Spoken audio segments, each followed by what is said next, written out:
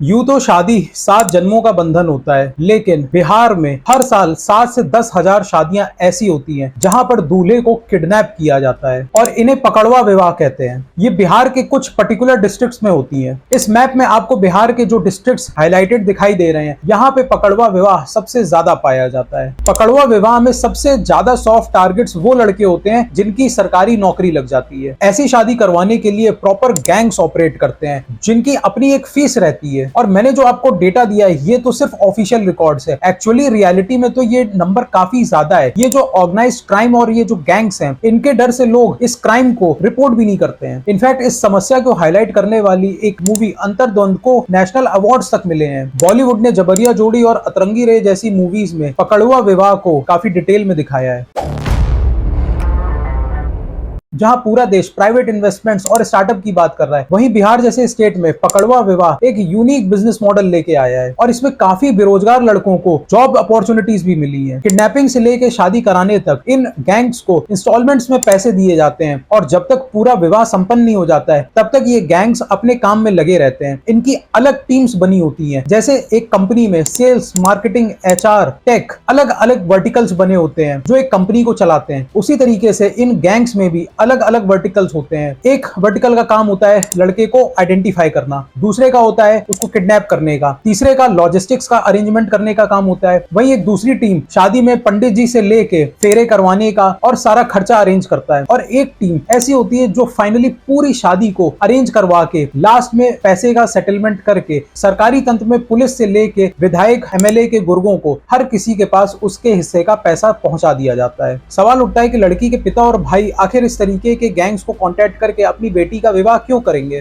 Google पे एक simple dowry calculator search करने पे ढेर सारी वेबसाइट्स निकल के आ जाएंगी जो आपसे ढेर सारे पैरामीटर्स जैसे age, profession, monthly salary, education और अलग अलग क्राइटेरिया पूछेंगी ताकि आपको एक नौकरी लगने के बाद कितना दहेज मिल सकता है ये कैलकुलेट किया जा सके। और दहेज बिहार की सोसाइटी की सबसे बड़ी समस्या है और इसमें सबसे ज्यादा मलाई खाते हैं सरकारी नौकरी लगने वाले लड़के और उसके घर वाले। गलत कहाँ है? कौन कहता है कि दहेज नहीं चलता? हर एक जगह चलता है, लेकिन कोई जानता है, कोई नहीं जानता है। इनफैक्ट दहेज एक प्रेस्टीज का मैटर होता है। अगर लड़के को दहेज नहीं मिलता है तो उसकी इज्जत समाज के आगे हट जाती है। वहीं अगर लड़की का पिता दहेज नहीं दे पाता है तो उसके रिश्तेदार और पड़ोसी ये बोलते हैं कि लड़की को खाली हाथ विदा कर दिया। इनफैक्ट मंडप में 7 फेरे लेने से पहले ये इंश्योर किया जाता है कि जितनी चीजें दहेज के लिए तय की गई थी वो सब फुलफिल हो गई है कि नहीं। अगर कोई भी चीज कम रहती है तो शादी को उसी जगह पे रोक दिया जाता है। 1 लाख ना बाकी है, वो तो मिल ही जाएगा ना। सोना का चैन और अंगूठी वो भी बाकी है, तो उम्र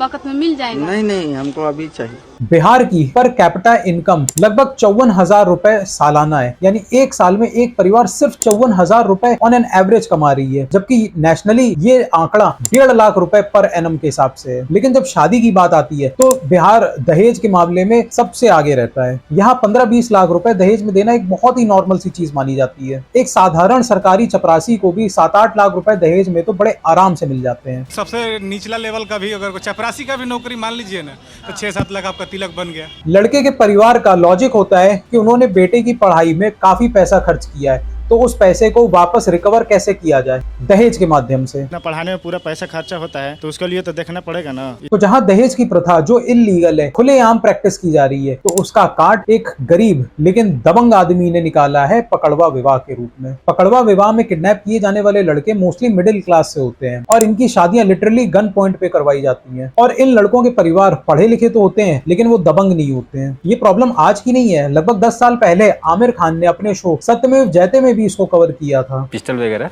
वो सटा दिए, बोले लोग बोल रहे हैं कि हल्ला नहीं करना नहीं तो मार देंगे। ये गैंगस्टर्स इंश्योर करते हैं कि लड़का हर हालत में हंसता हुआ दिखाई दे फोटोज और वीडियोस में। औरत लोग आई हरदी लेकर के, वो सब जबरदस्ती आकर के कोई ऐसी से करे गुदगुदाए। और ये तस्वीर लेने वाला वो बोलता था कि सिर्फ आप हंसाइए, एक बार नहीं हंसाएंगे तो काम नहीं चलेगा। अगर कोई लड़का पकड़वा विवाह होने के बाद केस करने की कोशिश भी करता है तो ये गैंगस्टर्स फर्जी दहेज का केस लगाने की धमकी देते हैं। और कोर्ट्स की क्या हालत है वो तो हम सबको पता ही है। तारीख पर तारीख, तारीख पर तारीख, तारीख पर तारीख, तारीख पर तारीख मिलती रही है। लेकिन इंसाफ नहीं मिला मिलोड।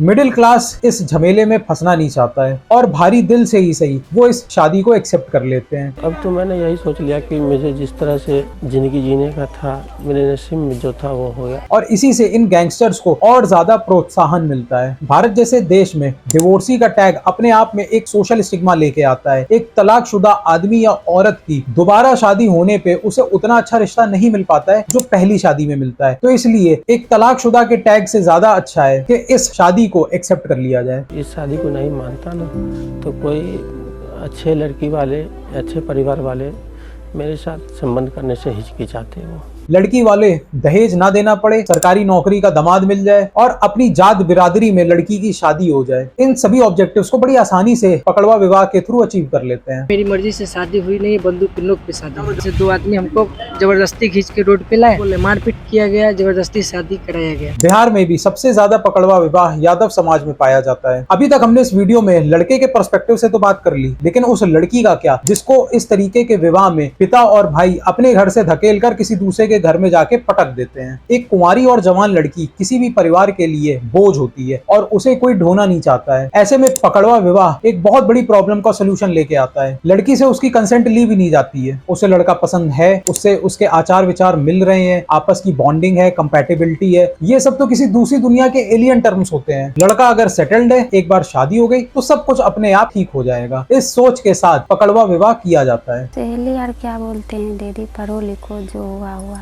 इस सब को बात को दिक्कत कोई ना रखो। ऐसा बात दुनिया में होते ही रहते हैं। लेकिन इस तरीके की शादी होने के बाद लड़के के परिवार वाले कभी भी लड़की को अच्छे से एक्सेप्ट नहीं कर पाते हैं। वो जहां अपने घर में पिता और भाई के लिए बोझ मानी जाती थी, वो अपने इन-लॉज के लिए भी एक बोझ मानी जाती है। और जिस तरीके की इज्जत एक बहू को घर में मिलनी चाहिए, वो पकड़वा विवाह में किसी लड़की को नहीं मिल पाती है। कुछ केसेस में लड़कों ने अपने लिए एक स्टैंड लिया और कोर्ट के दरवाजे भी खटखटाए और सालों की मेहनत मशक्कत के बाद उन्हें न्याय भी मिला। जहाँ एक तरफ समाज की ये सच्चाई है कि ना लड़के और ना लड़की की कंसेंट ली जा रही है और उनकी शादी कर दी जा रही है, वहीं दूसरी तरफ एक ऐसा भी समाज इंडिया में एग्जिस्ट करता है जो विमेन एम्पावरमेंट और फेमिनिज्म के नाम पे burn the bra, free the nipples, कुछ इस तरीके के मूवमेंट चला रहा है, जिनकी जिंदगी का एक ही मकसद है कि विमेन को किसी तरीके से ऑर्गेज्म फील हो, चाहे फिर वो मल्टीपल पार्टनर्स के साथ ही क्यों ना हो। इस तरीके के टॉक्सिक फेमिनिज्म को मैंने एक अलग वीडियो में कवर किया है, यहाँ पे क्लिक करके देख सकते हैं।